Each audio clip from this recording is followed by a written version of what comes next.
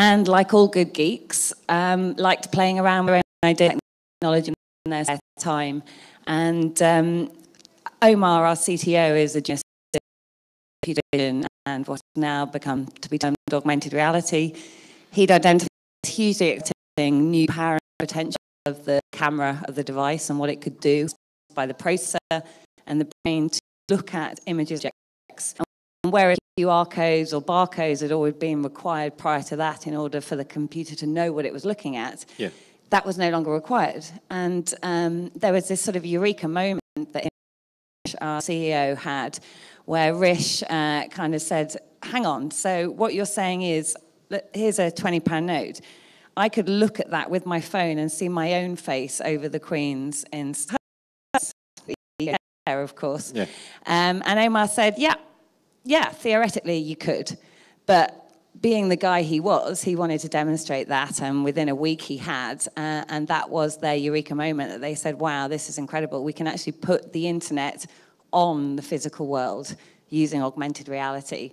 And it was at that point that they came to me as a business developer, communications and marketer, and said, what do you think? How do we commercialize this? How do we get people excited about this power of a new way of seeing the world? And the rest of it is, it's not very often you get invited to take a seat on a rocket. And I was acutely aware at that time that was what the opportunity was, and I couldn't wait. I cancelled everything in my diary to get involved with the project at that stage. It's a very smart move. Right? Yeah. Let's take the time before that. So how did you decide to go from working at a company to be an entrepreneur? If I'm honest, I think I always wanted to be an entrepreneur. Oh, really? I tried a startup straight out of university when I was one, failed spectacularly. It was in the dot-com bubble, which is hitting me somewhat, where if you just built a website, it'd be worth like millions within 6 weeks. Yeah. And I thought, I had zero business acumen and no way of monetizing. But then nobody really did back then. And after that experience, I think I understood and was very excited about the power and potential of the internet, which was just taking off at that time. And I moved through in my 20s, moving on every 2-3 years from job to job. I have the ugliest CV you have ever seen, that basically managed. She can't hold a job down for too long. She's got a short attention span. It's a typical entrepreneur. It was all true, and also very susceptible to unscrupulous recruitment. Also the case. But looking back, that CV was actually a great asset to me, because what I was effectively doing, I was going from company to company that were all doing incredibly disruptive things within their field, using technology to disrupt a consumer way of doing something. And it was that appealed to me as a marketing and sales person. Is how do we teach the world that there's a better way, an easier way, a cheaper way, a faster way, a more fun way of looking at the film industry or loyalty or all the different companies that I went through. And I was riding the coattails of other entrepreneurs. I was watching their businesses grow very successfully or crash spectacularly. And not only a great skill set in terms of watching good practice and bad practice, but also my biggest asset, which was the network that I built up with people all over London, Europe, and indeed in the States, across brands, across internet and technology, across media, which meant that I was only a degree or two away from anybody that Blippar wanted to talk to in those early days. And my network was ultimately the asset that Rish and Omar and Steve came to me and asked for access to. It was all there, and I knew a little bit about a lot of things, and that was also very valuable to that sort of startup period. That's interesting. Now, when you're mentioning that at the beginning you had to build technology, and your job was to make it known and easily understandable for the customers, how much time did it take to build the technology, and how did you make sure your customers understand what you actually have? I think, if I'm honest, that was the value that I added to the business in those early days. The boys are very technical. Omar, our CTO particularly so, but Rish and Steve also. I was the technical idiot. And I think that really helped in those early stages, that I would look at the technology, I'd understand a little bit about it, but I'd always be thinking, how would I use this as a user? How can I articulate this in a way that makes sense to the ultimate buyer? And we're always in a really bad. We had this bleeding edge high-tech tech, which sounded super nerdy, augmented reality. You know, it's not a sexy term. And we were trying to sell it to old world marketers, people that were creating cardboard packaging or billboards or newspaper print and magazine. These weren't even digital marketers that we were talking to. Did they get it? They did when I translated it for them. Okay. So we didn't go out talking about augmented reality. We went out with terminology like the Harry purification page, or, you know, bring your cereal box to life, you know, turn your chocolate bar into an interactive game. That sounds pretty cool. And ultimately, we didn't do it by talking about the tech, we did it by demonstrating the technology. And we were very fortunate that we were the first within this space to be there demoing, because you can't, or you certainly couldn't, experience augmented reality and not have an incredibly physical response to that, particularly if it's your own product that you look at through a phone and it suddenly comes to life and grows wings and starts flying, or, you know, the characters start moving on it. You know, the owners of the physical world assets would always react in an incredibly delighted way and kind of go, well, you know, firstly, how much is it? And secondly, you know, what can I do? Talk to me about how we can use this creatively. And then it immediately became a creative conversation and not a technical conversation, and that was where the fun really started. Okay. Who were your first customers? Brands. So the first customer, I think, was Cadbury. So we worked with them during the Olympics to turn their cereal bars interactive. And you work with them directly or through an agency? Directly. Oh, wow. We didn't really know how it was going to go. We tried to go through the agencies in the early days, and because we were so new, kind of know what to do with this. We didn't fit neatly within a digital budget, within a out-of-home budget, within a media budget, on pack. So they kind of looked at us and went, that's really cool, but, you know, you're untried, you're 4 people for a start. We're not going to put you in front of our clients just yet. So we ended up realizing that we needed to go to the innovation teams at a lot of these brands. And that was where we got traction. You know, they always want to try something new. It's easy to act a lot of firms for young startups to be able to matchmake with big brands. And that really paid off for us. Plus my connections and my LinkedIn. If I didn't know somebody, I would know somebody who did. I got coffees, and with each of those meetings, we would go not with the tech, but a demo of the tech with their brand in it. Yes. And as soon as they had that, and they could show that internally, and we gave them a low enough price point for them just to say yes to, it wasn't actually that hard. It was quite easy to get those first clients in because we were the first doing what we did. So I think it was Cadbury, and then Tesco came quite soon after that. And then Metro newspaper and Stylist, and then I think Unilever thereafter. So it was a very fast domino effect. You mentioned that you, at the beginning, work with the old-style marketers. Did they get it instantly? Did the old thinking, the old way of thinking, get in the way with your product, or switched and understood immediately what you're bringing? When they saw it, they got it, but we had to be very, very flexible to our business model in light of who we were talking to. Because for example, when we first started the business, we thought, well, we're digital tech. How do digital marketing companies sell? And it's on performance basis. So let's just say to people, you know, if nobody interacts with your product, you don't have to pay us. You know, you can just pay for the number of interactions.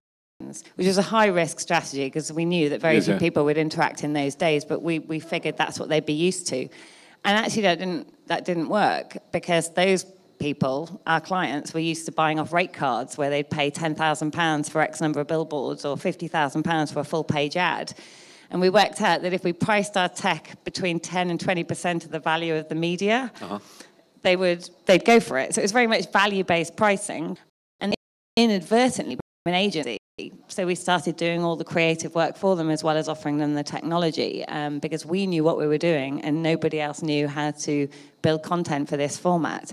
And that was a lovely byproduct because it gave us revenues, which we ultimately grew the business in that first year out of the revenues that we inadvertently made as an agency of content rather than a technology provider. And that was awesome because it taught us best practice. We knew better than anyone else what content worked well for augmented reality as a medium. And that made it very hard for anyone else to touch us then. Yeah. Now, talking about the way they work and the budgets they have, were you able to jump into the existing processes, or were you kind of blocked in terms of the budgets were gone for the current year, you had to wait for the next year to start? How did this start when you were starting it?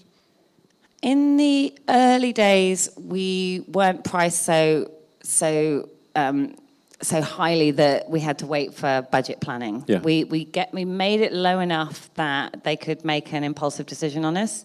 At the same time as we weren't so low they didn't care about it. So they still cared that we performed in some way. But they kind of looked at us as a nice-to-have PR exercise rather than an active advertising campaign. That was our biggest challenge. Year 2 to 3 was about converting them out of that innovation box-ticking client relationship to a longer-term entrenched behavior that had to be part of their long-term budget planning. And that was challenging. And that was when we had working with the brands directly on their innovation budgets and start to go via their agencies and be part of their strategic plan, looking at the media mix and the big-term budgets. And that was much harder, but by year we nailed that. Which one do you prefer? Which one is better, to working with customers directly or get more volume through those big agencies? I think that being part of the system is better. And that has evolved. If you'd asked me that question 3 years ago, I would have said going direct to the client. But we now have brilliant and healthy relationships with the media buying and creative industries. And I think that's the only way to scale. If you're an ad tech business, you can't scale unless you're part of that landscape. And we recognize that, and we tried to go in that way. It didn't work because we were too new, too innovative, too had a game. And so, we had to go direct to brand, but we've subsequently become now part of the industry. And that I think that's the way any business needs to go in order to scale. Yeah. So looking back, when you look at the back of the moves which you made, which were the wrong turns you took? Which were the wrong decisions? The mistakes? Wrong decisions. The business. Truth is, and this isn't just a cop out of the question, I don't think we made any wrong turns. We definitely spent too long on some of the wrong strategic directions, perhaps didn't turn quickly enough. All of those, call them mistakes or call them sort of delayed reactions, they made us the company that we are. And we generally don't feel like we have any regrets as a business, because it's not until you know to correct and you correct quickly, and you do that very quickly. So there aren't any mistakes, I think, and that boils down to everything. There were probably people that we kept in the business longer than we should have done because we felt a sense of obligation and responsibility, team, family. And those relationships might not have been working out, and we perhaps should have saved everybody by closing those relationships off sooner than we did. I think that's life in anything, in your personal relationships, with boyfriends, girlfriends, friendships, as much as it is with work relationships. But we don't have any regrets. Everything made us the company that we are, the right turns and the wrong turns. You mentioned that you pivoted many times, like any startup is doing. Is it true that Blippar is today like a B2b app for marketing, or do you care about building a consumer brand? That's been the biggest change. If you'd asked me what is Blippar 6-7 years ago, I would have said that we were very much, our mission was to become a verb. That we wanted to get the world blipping, and everyone would do that through our own lens, the Blippar app on the device, like a browser for looking at the physical world. What we've learned as we've gone on this journey is that we're not really an augmented reality company. You can't and you first understand it. And that was, I think, possibly a mistake we had in the early days, but frankly, the technology wasn't there to have given us that revelation. And that's where we realized that computer vision was the most important technology. That was the salient tech that was going to drive this behavior, is being able to look at the physical world and your computer, your phone, your device, your glasses, wherever that technology may be, its ability to recognize what it was looking at was actually more important than the content that you might then put on the physical world. So, in order to augment the world, you need to first understand it. And once we came to that revelation, we realized that the best thing we could do is pull all those technologies together and then allow other people to interpret what the content should be on that recognition. Because one browser cannot answer every question you might have. Say you're looking at a food product.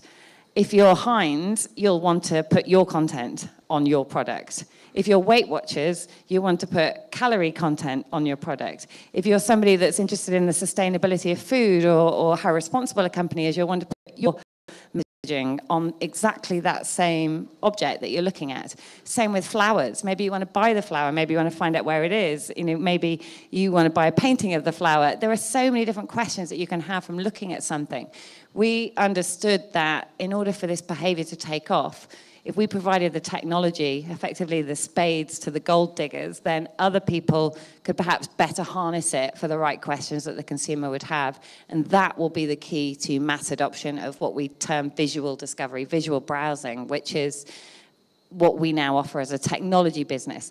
The Blippar app, I should say, is awesome. It's like a sandbox for all these different technologies, and it's something that brands use. Because why would you have a Cadbury app to download, to have a Cadbury experience, or a Heinz app to download a Heinz experience? What is a public Blippar app? For exactly that reason.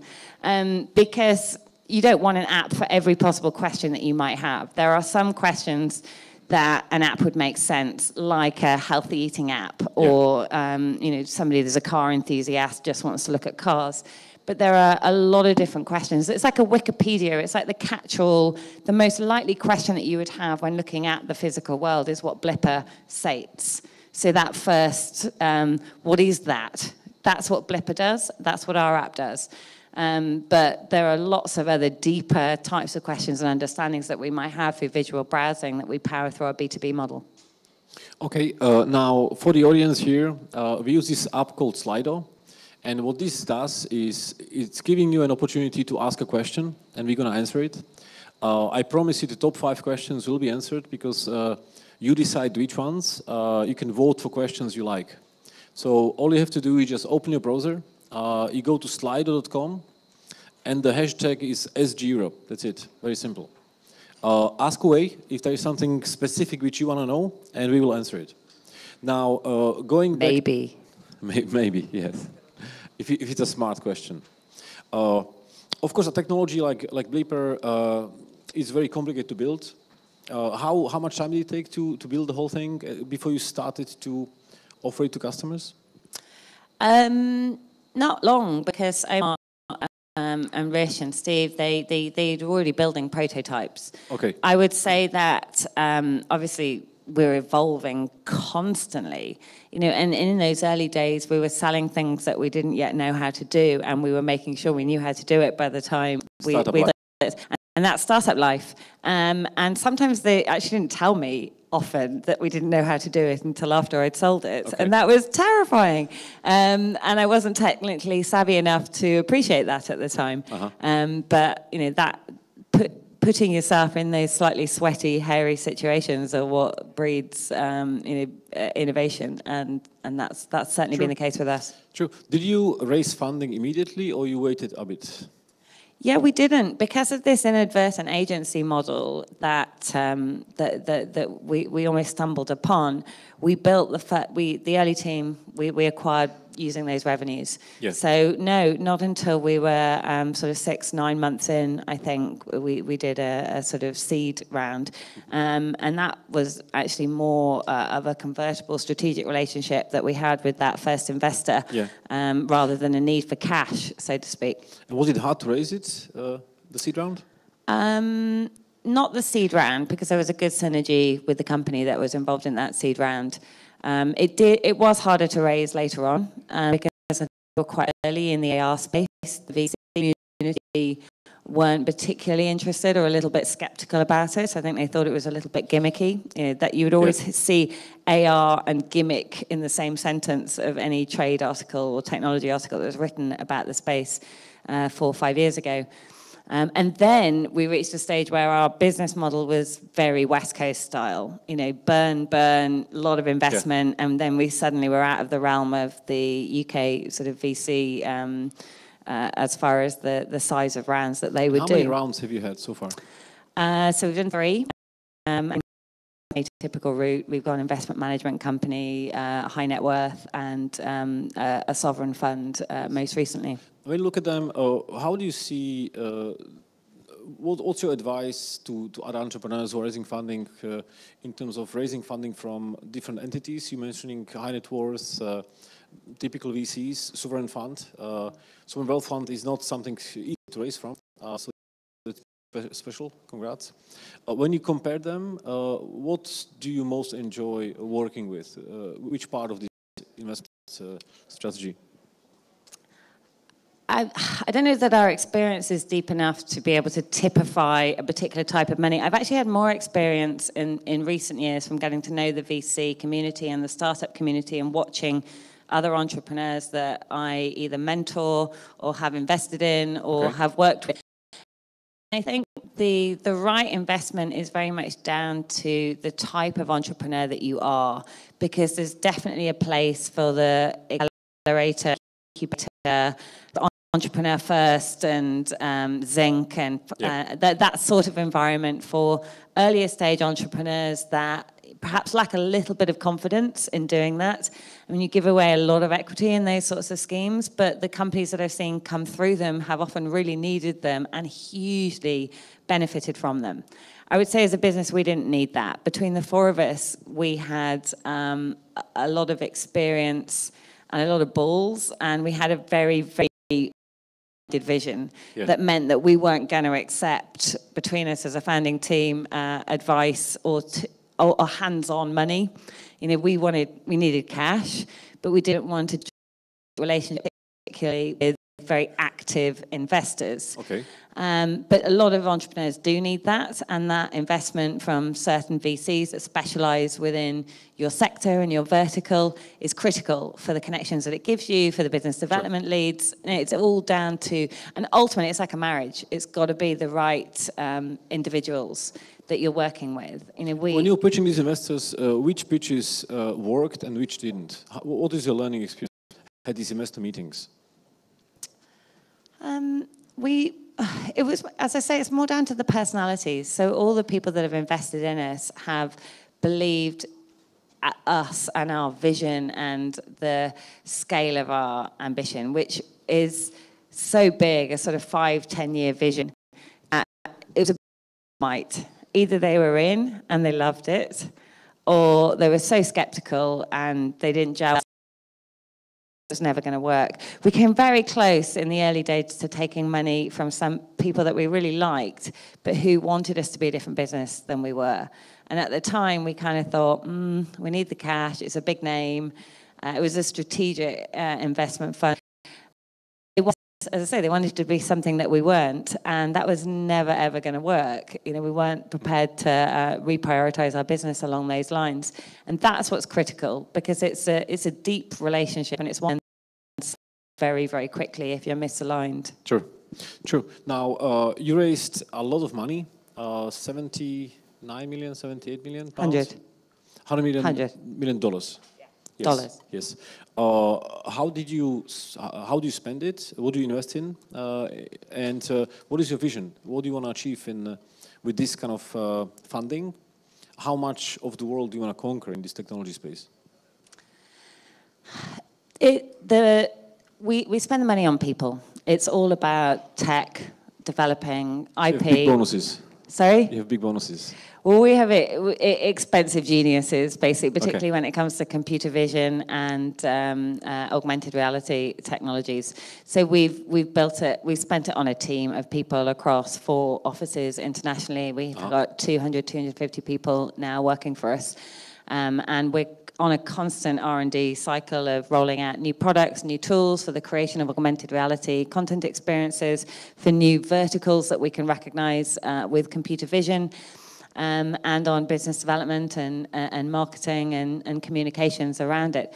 What do we want to achieve? Well, our vision hasn't changed that much. We may not particularly need to own the consumer verb of this as a behavior, but we're still some way from our true vision, which is that people understand that they can look at the physical world and instantly unlock it with digital content. Yeah. That they can sate their spontaneous curiosity at the moment at which they feel that question, and that they don't necessarily need to articulate that question. If you don't know, if you can't read a sign, but you can look at it and translate it, if you don't know who painted that Rothko, if you don't know who designed that handbag, these are all things that you can't Google because we don't have the words to articulate those questions.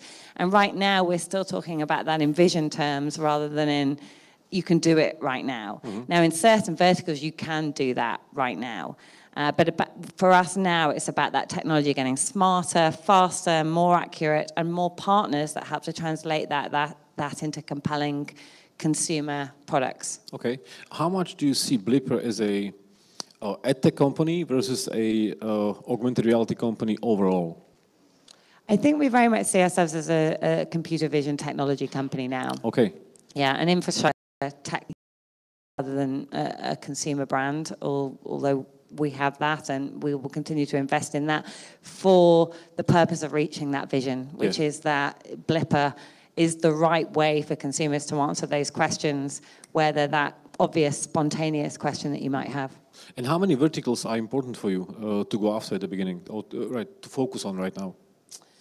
So we have particular strength across different verticals, including right now cars, plants and animals, faces. So we recognize over 500,000 public people.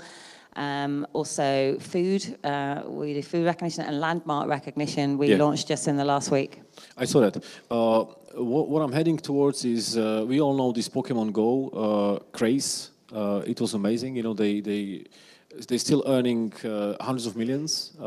It's a very successful case. How do you see use cases like this, and is it not something which Blippar wants to go into gaming and AR style of gaming? So we already have the tools to enable people to build games. We've got lots of SDKs and APIs now that people can use in order to create augmented reality applications. We're not in the content business. We're in the sort of the recognition business, the mapping business, and then we provide tools that enable other people to create content. We be an agency doing that creative stuff. It's all about empowering the people that are good at that. There are brilliant game creators out there, and we need to give them the tools and make sure they're aware that our tools are there. Now, my question is, you just launched a landmark recognition app. Is this your app, or is it a third-party app using your technology? So that's in the Blippar app. Okay, so it's your own content, basically. Yes. But what that's doing is demonstrating to businesses as well as to consumers. So consumers can use that application, but it's also demonstrating to businesses how they might potentially be able to use that application for tourism purposes. For example, say you'll visit London or you're the Lonely Planet. You know, that same technology would be available to them for usage as well. Interesting. I need to try it because it's always interesting when I travel, I see a building, I want to know what it is, this is interesting. So cool stuff, I'm going to test it. Now, when it comes to working with other third-party companies, what's your B2b model? What's your business model behind that, with working with other companies? All depends on what they want. It's fairly flexible. You know, you could buy our technology for an off-the-shelf price, or you know, we enter into a negotiation about how that technology is going to be used, over what time period, how much of it. So it's a fairly bespoke model. Okay. When it comes to ad agencies, WPP, publicists, they are all your customers, right? Yes, absolutely. So you could either buy licenses for the creation of the AR, or you can look at the technology itself. So how do you convince them to offer your products to their customers? it's not a question of convincing them necessarily, it's simply demonstrating what our technology does as opposed to any other technology. Yeah. You know, where there's overlap, they can make a choice there. But, you know, we simply put the proof is in the pudding in terms of which recognition engines work fastest, recognize more things, and how much functionality is in the AR creation tools. And that's definitely something that's changed. You know, when we first went to market, there weren't any competitive technologies out there.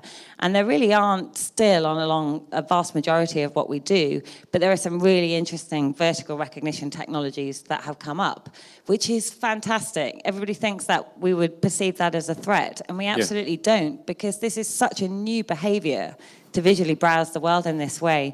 We can't launch that behavior globally on our own. You know, we need as many complementary technologies out there as we can in order for the consumer to know that the eye of their device is capable of this, and not just technologies that we provide, but that word lens, for example, that's been out for a while, or you know, facial recognition and, you know, the snap type of filters, which is a very different technology than recognizing a face. It's simply modeling a face effectively to put things on. But these behaviors are all helping this snowball effect. Okay.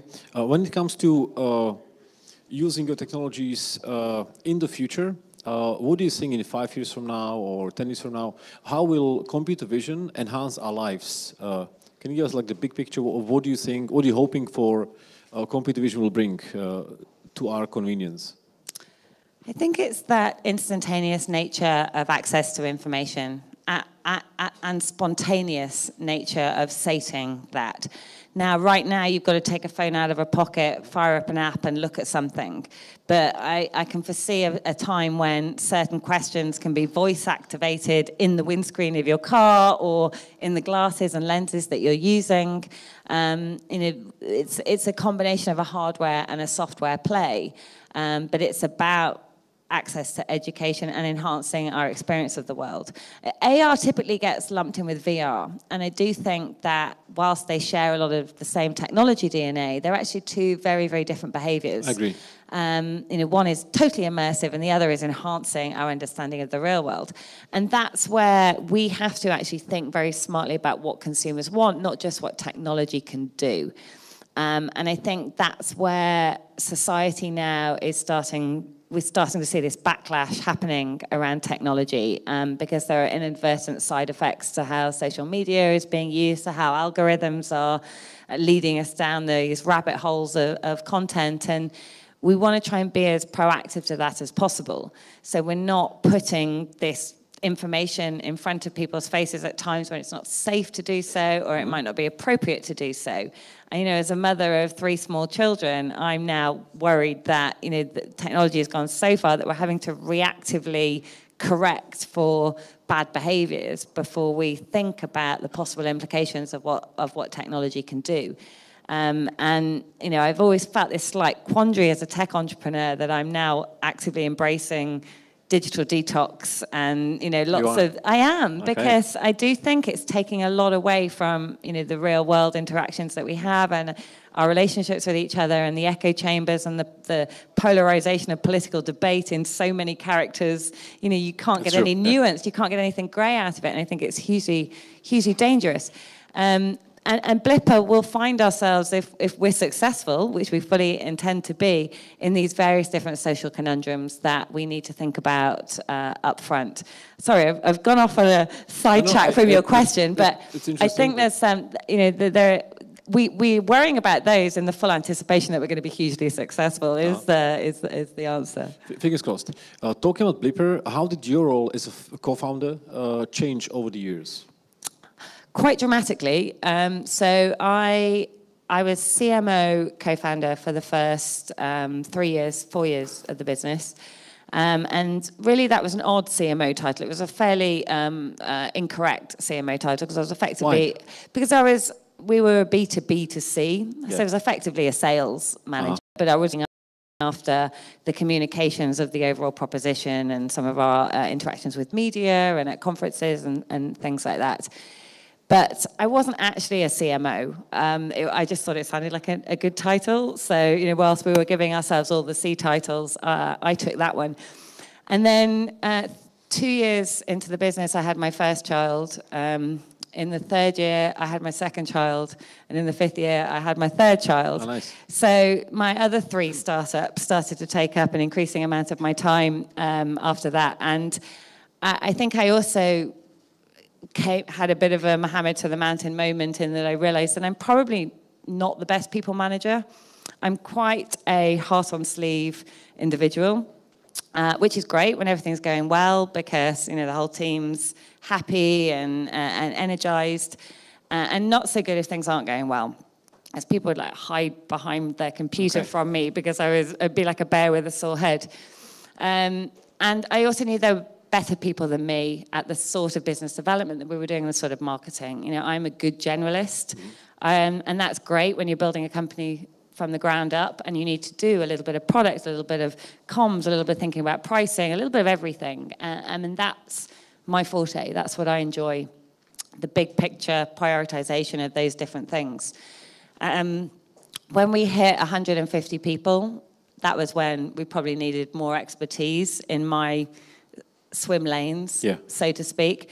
And it also, I also wasn't prepared to travel as internationally as I would have had to have been in that role. So it was at that point that I moved into more of a rainmaking role within the business, which has now become a non-exec role, but one that remains very actively involved and on the board. But you're still on the board? Yeah, absolutely. Yeah. Now, it's my baby. It's my first baby before the other 3. And all of your family was born. You started Blippar during the time, so it's must have been tough. So congrats. Now, talking about questions, let's look into some questions. How do you plan to compete with giants like Google and the Vision API? Well, without going into too much detail, we don't, as I say, we don't really look at it as competition. There's lots of development happening within this space, and all we can do is be the best at what we are and put our tech out there for A/B testing and let people make a judgment as to what does what best, because all these technologies are actually very different, and we understand that, and our technology teams understand that, and they love the fact that we as a business, we attract talent because of our unique focus on this as a field. This is true, but Google has this unfair advantage of having all these Android devices at their hands. Yeah. So does Facebook, so does Apple. Are you not nervous about that? We could be if we allowed ourselves to think about it too much. We're just very focused on doing what we do best. There's a reason why Google didn't invent Facebook, which didn't invent Airbnb, which didn't invent Uber. It's not always the big companies that the innovation comes out of. Sometimes the innovation does come from people like us who are just very narrowly focused. Ends in their hands, right? Yes, potentially. I mean, who knows what the future holds? At the moment, we're glad to see more effort and energy going on computer vision and visual browsing as a behavior, because that's where we felt quite isolated and it's hampered our growth. So now we are benefiting from this acceleration of the space at the same time as the big entrants are coming in. So we can only be pleased to see more activity in this space. Are you not worried about Apple and Google closing in and closing the gap in technology? Yeah. A bit. Yeah. About 2.5 years ago, I had this conversation, a very similar one, with one of the co-founders of SwiftKey. They had, at the time, I think, 300 million users using them. And it felt like they had a similar problem. And the way they decided to solve it is they just sold to Microsoft for $250 million. So what's your game plan here? Or you don't no comment. We don't. Yeah, we wouldn't talk about. I wouldn't talk about what was happening in the business in that respect. We're very focused on building our brand and having the very best technology that we can in the market. Next question is: how do you see the market adoption of the headsets, glasses like HoloLens or Magic Leap? Will you move that direction? In that direction? We already could put our technology in that, and that's what we've always positioned ourselves to be agnostic to anything, whether it's operator or hardware related. As long as the content that is being delivered is good, then we think they're all massive, massive opportunities. Okay. I mean, I think it's not, ours, as I say, isn't a VR tech, because we are about recognizing the physical world and putting things within it, which might make sense for some gamification, but it's not a truly immersive VR type of technology. Yeah, let's talk a bit about AI capabilities or deep learning capabilities of your teams. Are you building those products yourself or those technologies, or are you using some third-party APIs to recognize lots of objects to learn your technologies? Okay, you're reaching the limits of my technical knowledge now, and you know, being on the communication side and not actively involved in our computer vision, a lot of what we do harnesses AI. And I believe most of it is our technology, but it's certainly not my area of expertise or something I can comment on. Next question is, how did you divvy up equity initially? Is it give up equity? That's also a very personal question. You don't have to answer if you don't to. I'm not going to answer that one. Okay. I mean, it's all down. I will answer it in generic terms. It's something that I advise a lot of startups on, because I appreciate it's a big question. It's a challenging one, and it's worth, you know, if you are going to be a co-founder with somebody else, being as ballsy as you can and asking for as much as you can.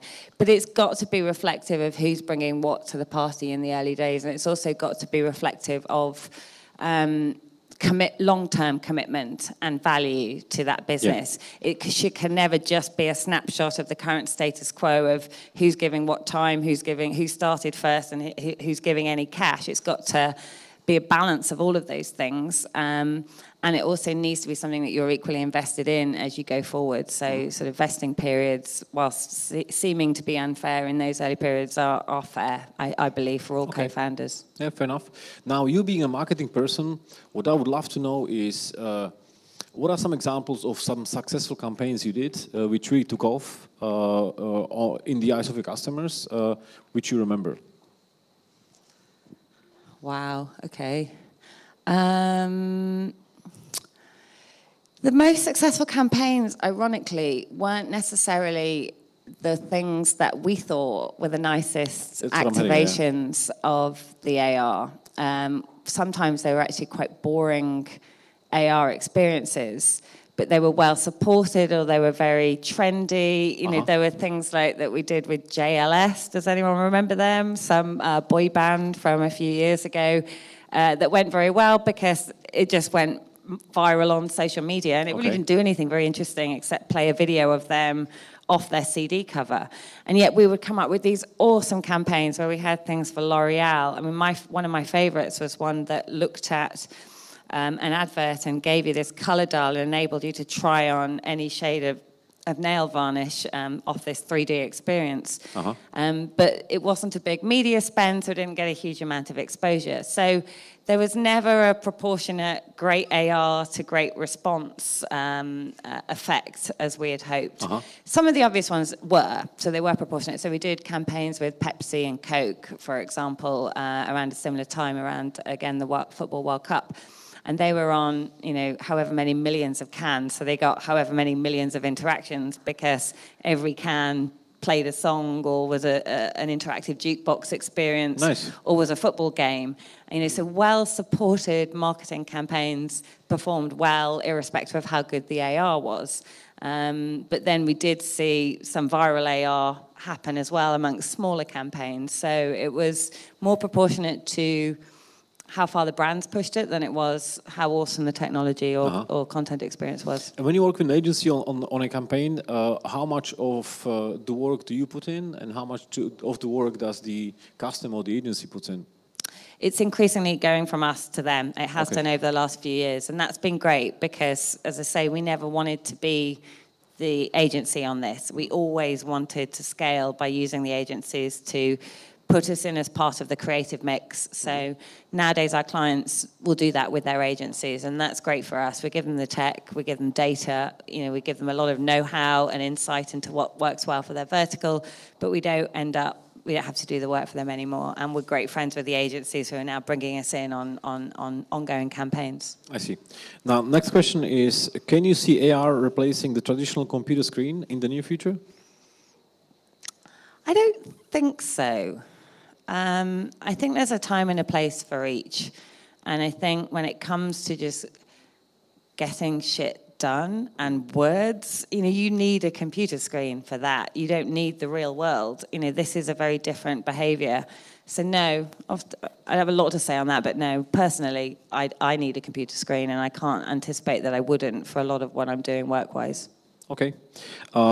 What practical applications for AR do you see taking off and taking hold?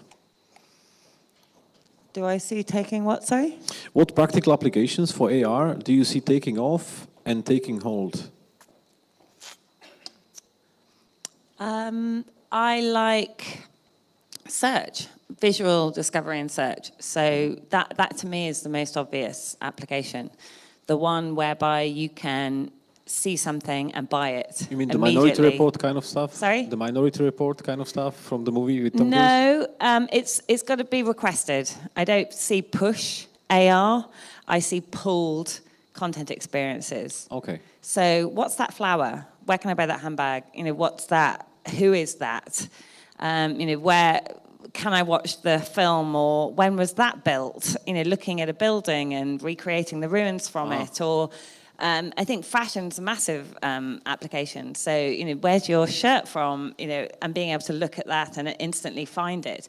It's that setting of spontaneity that I see as the big killer app for this space. And the key device of using that is always going to be a smartphone, or what do you think? Not necessarily. I think it could be glasses. I think the iterations we've seen of glasses so far haven't been particularly compelling. I think they're a nod to what could come in the future, but I don't know. I mean, of everyone in my business, I'm more of the short term, what's going to happen in the next year to move it forward. I think Rish, my CEO, he's got big sort of 5-10 year visions on how he sees it going. Okay. I want to ask you a question about media. So we had a chat before earlier, and you mentioned that as company is growing, when you're starting, media is quite positive towards your success. Sorry, and when you're growing and when you're becoming more successful, they're becoming more critical. What's your view on this, and why do you think this is? I don't know, and I mean, I won't talk on Blippar's behalf for this, but I will talk from what I know, what I've seen, and what I'm watching in some of the response to startup and scale up in the UK. We get very excited. The British business and technology press gets very excited by businesses that are doing that. Yeah. But then as soon as you reach a certain scale, there seems to be some knock them down, or they're not what they say they are, or, and I've seen it happen to a lot of entrepreneurs. And I just think, give it a rest. Firstly, in the US, they had this really healthy failure culture where failure is a good thing. Fail fast. It's almost like a badge of pride. I failed 5 times. Well, I failed 6 times. Whereas in the UK, everyone's a little bit more British and sheepish about it. And I don't think the media helps things. They seem to enjoy failure in a weird way. I've seen so many, I think, sneering articles written about people in the technology landscape that I just think, that's so unnecessary. Do you think the tabloid culture here gets in the way? I don't know. I just think, I do think it's a bit British. But I don't understand it, and I think it's unnecessary. Okay. Now, an interesting question here about Brexit. Is Brexit a concern in relation to hiring overseas talent? Do you think London startup community may have a skill gap in tech talent? I know that it's something that the tech community is very worried about. I hope not. And I move in quite interesting circles with regards to talking to politicians and the government about this, and there's already been a passport system put in place to enable the right talent to come here. I think our priority should be, I don't think they'll allow it to happen because the technology industry is too important. Agreed. But I also think that the more interesting question is what we can do to develop more homegrown skills as well, because I think that's the flip side of the same question. So no, we're not especially worried about it yet. We might be given cause to, but I don't anticipate that. I think solutions will be found. And 2, let's get more homegrown talent as well. Okay, getting homegrown talent, how do we get that? How do you help there? Do you mentor other people? Yeah, so a lot of my time now, since I've officially gone, in the horrible phrase, a bit more portfolio, I spend doing mentoring with early stage businesses. And I get a huge amount of satisfaction out of that. I love working with early stage entrepreneurs on helping to sort of ground their ideas, prioritize what they're doing, and be a sounding board. And as part of that, I often find myself being a coach, you know, because there's often confidence issues or speed of scale of ambition, and it's a very diverse and rewarding time that I spent. Okay, and you're mentioning portfolio, so this means you're also investing? Potentially. I've made a couple of investments. I wouldn't say I'm doing it a lot, but I would like to be able to do it more in the future. Do you enjoy it? I really do. I really do. Where I believe in it, it gives me more motivation to work with those individuals. I would say I haven't done it enough to be able to speak that credibly about it, but I'm a gut feel entrepreneur, and I think I will be, or as I've already demonstrated, more of a gut feel investor as well, as far as investing in individuals over ideas. To me, that's something I've learned. Does it mean you want to be an angel investor or joining a VC fund as an LP or as a partner? Don't know. I'm toying with both, actually, as potential careers, and I also feel like I might. I still don't know what I want to be when I grow up. Is the simple answer. I keep changing my mind, and right now I'm not in any hurry to make that decision. You know, I've just come from a VC event now, and an hour ago I was like, yeah, I want to be a VC. And then I come here and I'm thinking, actually, I really enjoyed the startup years. Maybe I should start up another business. And now you're asking about angel investing, and I'm thinking, yeah, I like that. So I don't know. I might be a politician. Will you? Okay. You should win the election and just stop the Brexit. It's not hard. The bar's pretty low at the moment. I know. So some final words for our audience. Any tips, any advice for startup founders, startup companies? That's a huge, huge question. It is, yeah. Startup advice. It depends on what stage you're at on that journey. Yeah. The first thing I say, if you're thinking about starting up a business and you haven't yet, think about it very, very clearly. I think there's this, one thing I have noticed is there's this sort of the cult of the entrepreneur, which probably Startup Grind is partly responsible for. WeWork is partly responsible for. This whole community of sort of Shoreditch and we're the new superstars. You know, tech entrepreneurialism is now what people come out of their MBAs wanting to do, what they come out. And frankly, I don't think it's for everybody. I think it's a pretty horrible life, actually, for many people. And I'm part of enough startup networks to witness a huge amount of failure and stress and challenges with people's mental health, and to talk to a lot of founders and to see them thinking, Christ, you know, I just don't want this. I want balance in my life. You know, the forums that I'm a part of are all full of mindfulness and what can I do? And I have no life, and I can't date. You know, I can't sleep. It's tough, and it's not for everybody. And I think that's the first myth, that you really need to look at what sort of lifestyle you want and whether you're cracked up for that, because the odds are low no matter who you are. And particularly now I've got a family, I'm also questioning how far I want that lifestyle, and I, in fact, have made decisions to curb it so that I can enjoy this very, very special period in my life when I have 3 awesome, amazing, you know, infuriating, exhausting children. But I want to enjoy this, and I was going to throw my life away if I was starting a business right now. I would miss out on all of these years. So that's the first thing I'd say. And then the flip side of that is, if you're up for that, it's awesome as well. You know, it's some people I've said to them, because I've seen them, I've looked them in the eye and I thought, I don't think you want this. And other people I've said, you will be amazing at this. And I think it's important to, if you are going to embark on this journey, do what I would call is build your personal board of advisors. And by that, I don't mean your business board of advisors, but you as an individual. Find people who you respect that have gone into that path, who you feel are like-minded in some way that you can use as a sounding board as you go through your own journey. Because not only will there be logistical help that they can give you, whether it's, can you read this term sheet, can you advise on a lawyer, have you heard of any good people that can do this, but they can also be emotional sounding boards for the challenges that you go through. And I think that is very, very important. If you're going to be an entrepreneur, it can be a very lonely, high-stress life, hugely rewarding when the rewards come, but certainly stressful. And I think that personal board of advisors is the best advice I've ever had, and it's certainly something that I would tell any other entrepreneurs. Personal board of advisors. And on this note, please join me in thanking Jessica Butcher from Blippar.